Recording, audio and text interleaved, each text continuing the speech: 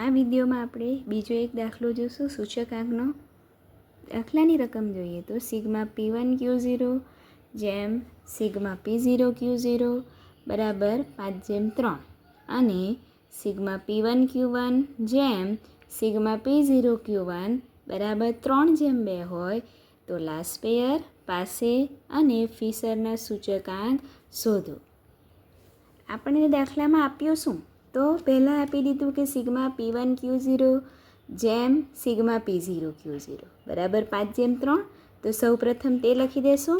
તો આપણે લખશું કે સિગ્મા P1Q0 છેદમાં સિગ્મા P0Q0 બરાબર 5/3 છે તો લખી દેશું 5/3.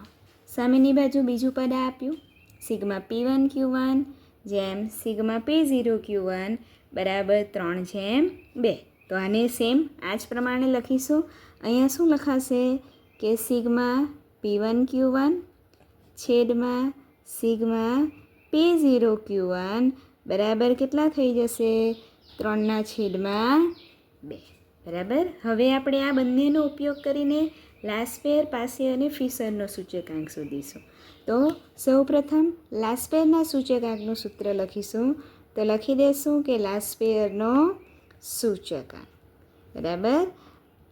લાસ્ટ પેયરના સૂચકાંકનું સૂત્ર શું આવે? તો તે થશે કે IL બરાબર સિગ્મા PQ લખી દેશું છેદમાં સિગ્મા PQ ગુણ્યા 100. લાસ્ટ પેયરના સૂચકાંકમાં આપણે શું મૂકવાના હોય?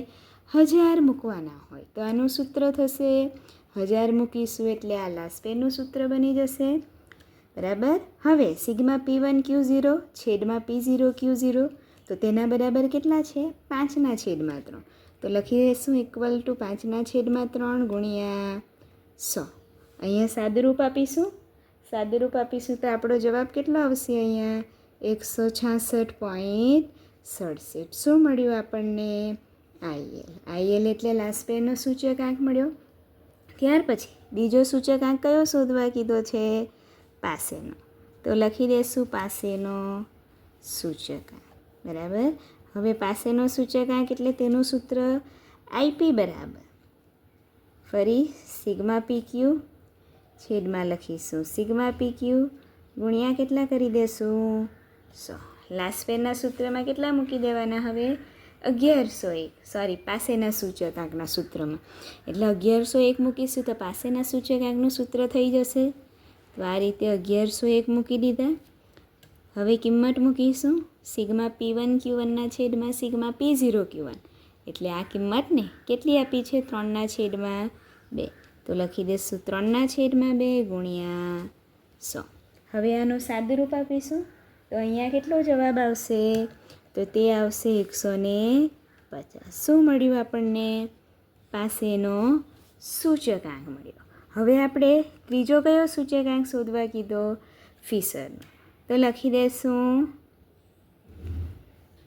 ફિશરનો સૂચકાંક. ફિશરના સૂચકાંકનું સૂત્ર શું આવશે? તો IF બરાબર વર્ગમૂળમાં IL ગુણ્યા IP. કિંમત મૂકીશું તો વર્ગમૂળમાં IL એટલે 166.67 ગુણ્યા 150. હવે ત્રીજા સ્ટેપમાં ફિશરનો સૂચકાંક મેળવી દેવાનો. બંનેનો ગુણાકાર કરવાનો. જે ગુણાકાર મળે તેનો ડાયરેક્ટલી વર્ગમૂળ લેશું એટલે તે આવશે 158.12 બરાબર. તો આ રીતે આપણે પ્રમાણપત્રથી લાસ્ટ પેયર, પાસે અને ફિશરનો સૂચકાંક મેળવી શકીએ.